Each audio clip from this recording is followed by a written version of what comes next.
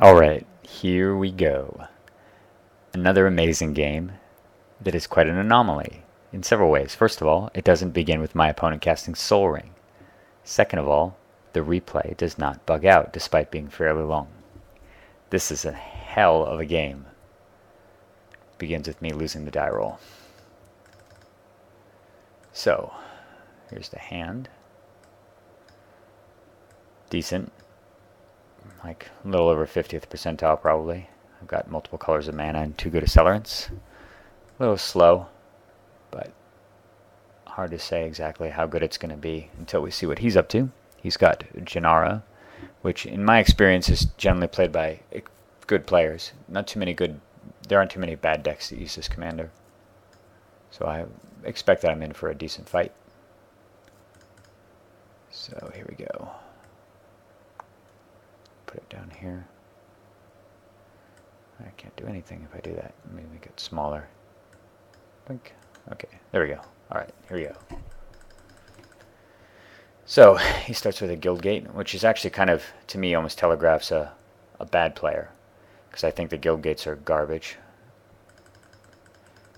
There's just no reason to play with them if you have a decent set of cards. I guess they're sort of poor man's dual lands, if you don't have anything better. He's got Selesnya Signet. So I've drawn Snapcaster. So my hand's looking really nice and synergistic right now. Basically ramp into Felwar Stone, cast Thran Dynamo, then I have options to either Bribery or Amnesia. I also can double up on one of these spells, so double Bribery, double Thirst. It's really a great draw now. So on his third turn, I'm kind of expecting him to play his Angel, given that I'm tapped out.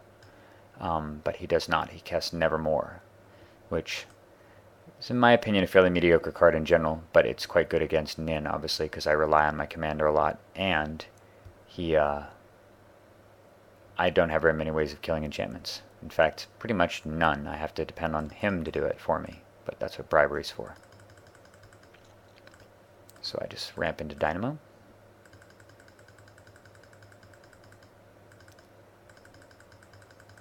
So now he's got 5 mana, and he casts Relic. And him playing Relic and then not casting his commander is almost a guarantee to me that he's got permission in hand. It's basically a 100% chance. So I think about what I want to bait the most with, and I think that the Bribery is probably much more critical, mainly because it's going to get me a way to kill Nevermore. So I decided to just go for Amnesia here, figuring he'll counter it as long as it's not mana drain and he follows up with something horrible.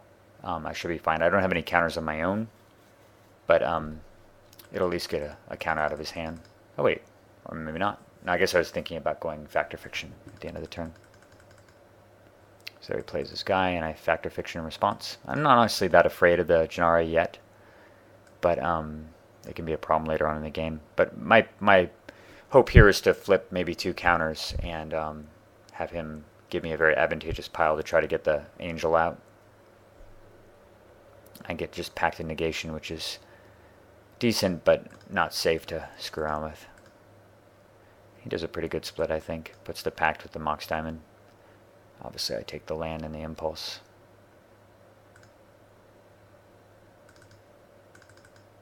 So there they go. And I figure I can just Impulse hopefully into a counterspell. Or Mana Drain or something. Maybe into a Lapse. But I just see, what did I see at that? Man, I hate the interface. Oh, I think it was that. I think it was Workshop Coalition Relic, and Mana Vault. I ultimately went with Mana Vault because it helps ramp me into the double spell turn faster. So he gets his guy. There's a nice Mox Opal. So here's Amnesia. And he thinks for a long time, which is weird. Like 45 seconds, and I think that he doesn't have a counter in hand, and that's actually going to resolve, but he does in fact have a counter spell. So now I play my Mox first, just so in case he's got something like Condescend for 1, I Bribery him, and he casts Eladamri's Call. Pretty interesting, actually. He gets Metamorph. I definitely would not have taken this. I don't really care about the Angel that much at this point. I care much more about Nevermore. So I get... Turns out his deck, he doesn't really have any particularly great targets. He's got like a Grand Cenobite, and he's got... I regret that I didn't put it up there to see, but he doesn't really have a lot of particularly great targets for it. And especially knowing that he has Metamorph in his hand, because he cast it in response, I know that if I get something awesome, like let's say that Angel, the 5/5 first striking lifelink Angel, Baneslayer, if I get Baneslayer Angel, which is another one of his creatures, or if I get the Cenobite, then he'll just copy it and kill it, or have his own 5/5. So I decide ultimately to get something that he cannot metamorph, which is the Primage, and that'll allow me to kill Nevermore. So I just say done here.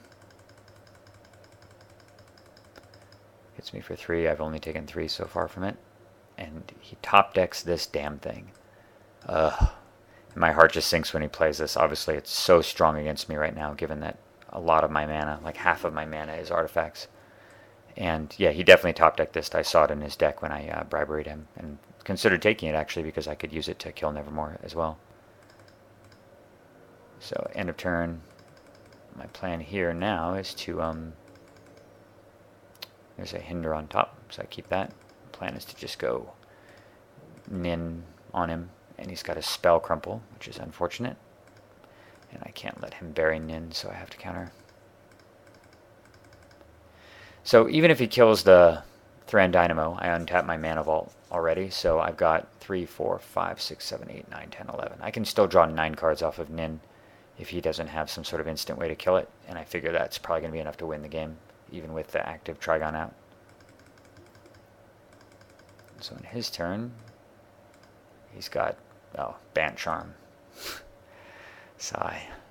Putting Nin on the bottom of my deck. First time I think I've ever had that happen, actually, so kudos to this guy.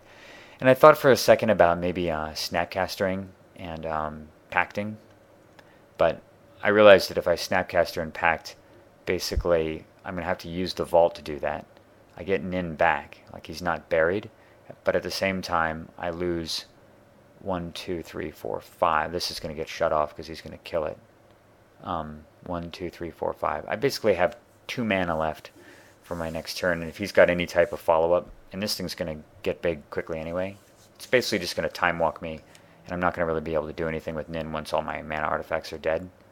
So I decide to just hope that this stuff delivers me to something better. So he pumps this guy, which is nice because I know he doesn't have any more counters. He kills the Thran Dynamo. And I know he's still got the Metamorph in his hand as one of the cards. This is very fortuitous also because I can throw it away to Thirst.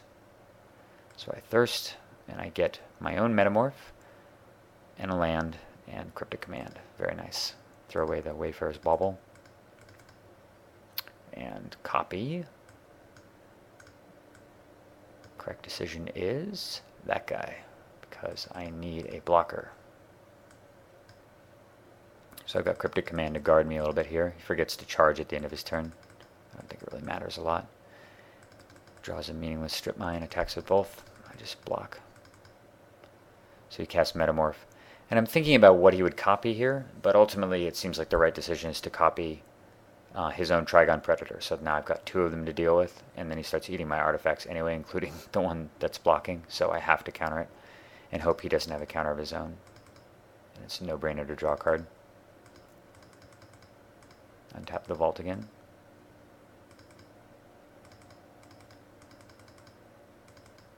End of turn, he pumps the guy up to 6/6. So this thing is already getting scary. Like Janara's already 6/6. I think I've taken 9 from it so far. So he's 2 hits away from killing me with it. And he either top decks or had in hand all the time Future Sight. And so this is a really, really key turn here. I'm thinking for a long time about what to do. Obviously, I cannot let the Future Sight resolve, and I've got a couple of other options. One of the options is to tap both of his guys and counter the Future Sight, in which case... actually, no, I take that back. Drawing a card and tapping his guys was one of my options. And it was an interesting gamble because if I tap both of his guys and draw a card, I can come over and kill off Future Sight without having to... and it saves me the hit from the Janara. So it sort of does 3 things. in that I don't take 6, I kill Future Sight, and I draw a card. However, once Trigon Predator's tapped, then this Trigon Predator will kill my own, and I have no more blocker anymore, and I'm going to lose additional artifacts. And, of course, if Future Sight has something awesome on top, too, like a blocker, it would totally fuck my whole plan. So, ultimately, I decide I just have to take the safe route, which is counter and bounce, and just have him recast it. So I Snapcaster, get back Cryptic Command, counter and bounce. And he replays it as I expect. That buys me some time at least. So I draw Ponder, which is always nice. And this is the real critical turn of the game, in my opinion. This is a classic example of making a decision where you play for the win instead of playing not to lose. So the 3 cards were Counterspell, Rolling Earthquake, and Island. And it seems like on the surface, right, he's got no cards in hand. Rolling Earthquake seems great. I can pick up the Counterspell this turn to stop some top deck of his, chump block with Trigon Predator on this guy, untap, and Rolling Earthquake away everything. And that looks good. Except for one problem, my next card is an Island, and he can easily just replay Janara for 5, and I know that my next draw is an Island, which doesn't ultimately do anything. So all I really do with this sequence of cards is just stall the game. It doesn't actually result in anything proactive. So even though the Rolling Earthquake and the Counterspell seem like a good solution, they are not, and I have to go with a random card off the top and trust my deck. So I reshuffle, and I get Remand. And say done again. He fails to charge. And he casts Elashnorn Grand Cenobite. So imagine if I had gone with the Earthquake plan. I guess I would have had to counterspell this thing. Although, yeah, I guess, no, maybe not. I wouldn't have had to counter it. I would have been able to just kill it along with Earthquake it along with everything else, since this guy would have at least survived a block. I would have taken a lot more damage though. But it makes a very nice remand target. And I get top on top. He sends those guys in. Pumps his Angel. And it's very funny too, because him not charging this Coalition Relic might actually win me this game. I just realized that on the replay. But basically, if he didn't do that, he would have had an extra mana floating. So he could have sunk that extra mana plus this into the Angel, and he would have had the Coalition Relic still untapped. And that matters a lot next turn.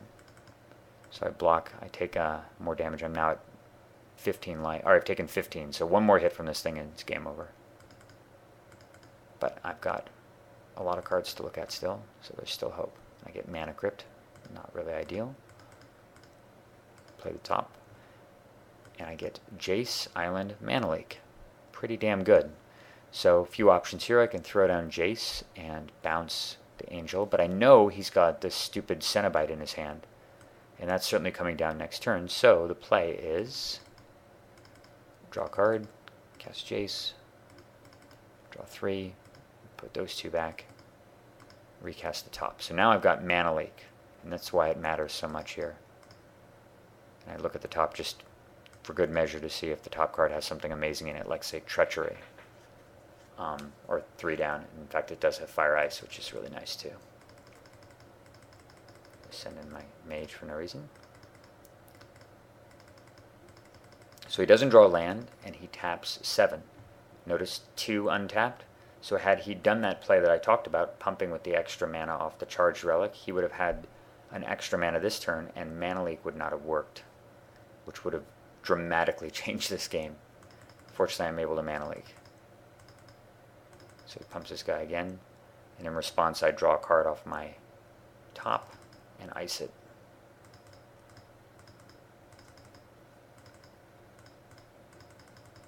No reason not to untap the vault, really.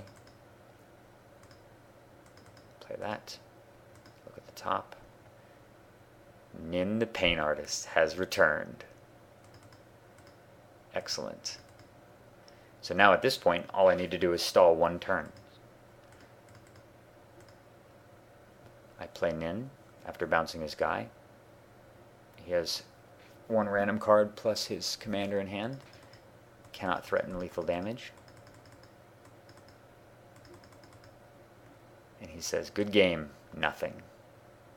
Little does he know, all he had to do was do a couple things differently and he would have wound up winning this game. But obviously next turn, I play Mana Crypt and I have 1, 2, 3, 4, 5, 6, 7, 8, 9, 10, 11, 12, 13, 14, 15, 16 mana, which I can use to draw 14 cards off Snapcaster Mage to easily win the game. Anyway, I think this is a really great game, not because it was that great of a comeback. I mean, I certainly think it was a comeback, but because I feel like I really won this game by making some excellent decisions and also by playing for a win rather than playing to stall and very likely lose the game. Pretty cool replay. Hope you enjoyed it. See you later.